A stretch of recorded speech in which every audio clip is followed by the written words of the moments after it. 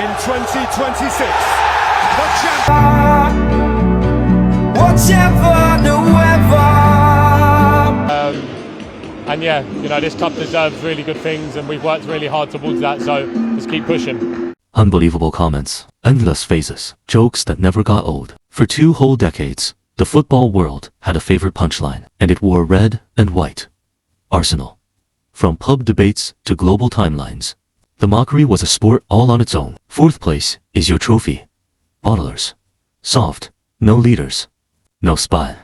They laughed. They clipped every misplaced pass, every defensive calamity, and turned it into viral gold. The comments were a relentless avalanche. Saka is just a budget winger. Dedegaard wouldn't start for a serious side. Saliba is overhyped. He'll be found out. You'll never win the league. Again, it's in your DNA.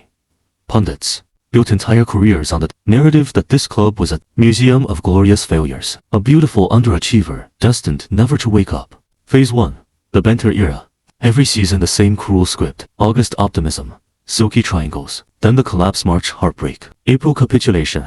May memes. AFTV became the Colosseum of football pain. Appointment viewing for rival. Fans thirsty to watch grown men scream into microphones. The jokes wrote themselves. Arsenal's trophy cabinet. A time capsule of DVDs. The 4th place trophy meme was printed on mugs and shared with gleeful abandon. They said the only thing Arsenal would ever lift was a participation award. Phase 2. The process. Trust it, they said. Youngest squad in the league, they said. Mikel Arteta's PowerPoint. His light bulb analogies. His non-negotiables. The football world chuckled. Rivals mocked. Trust the process. Turning it into a sarcastic hashtag that trended. After every dropped point, pundits raised an eyebrow. No experience. No chance. A novice manager and a bunch of kids. They called it a project with no end date. The comments grew sharper. Arteta's only job was handing out bibs at City. They'll finish 8th again. It's where they belong. Phase 3. The nearly men. A title charge that electrified, then evaporated. When the wheels wobbled, the jokes became a deafening cacophony. Same old Arsenal. Always bottling.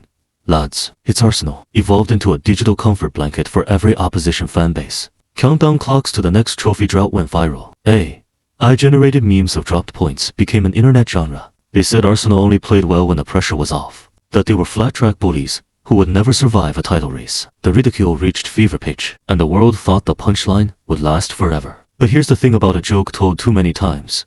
The punchline can flip. The final laugh. It belongs to Arsenal. Picture the scene. The final day. The sun dipping behind the Emirates, turning the glass scarlet and gold. A campaign where every doubter, every keyboard warrior, every smug pundit had been catalogued and absolutely, utterly silenced. The moment the captain lifted that Premier League trophy, the roar wasn't just celebration. It was a sonic boom of vindication. Every taunt, every sneer, every condescending hashtag, now a badge of honor worn by the faithful. Every trust the process meme was retroactively gold-plated. Every bottler's accusation became a receipt, waved in the faces of the doubters. The same pundits who branded them naive suddenly called them the most complete team in Europe. The same comment sections that overflowed with snake emojis and clown GIFs were scrubbed, deleted, erased from digital history overnight. Fans who screamed Arsenal are finished now claimed they always knew Arteta was a genius. The ghosts of 8th-place finishes and AFTV meltdowns were exorcised in a single, glorious moment. The phases of mockery had led precisely here a phase of dominance.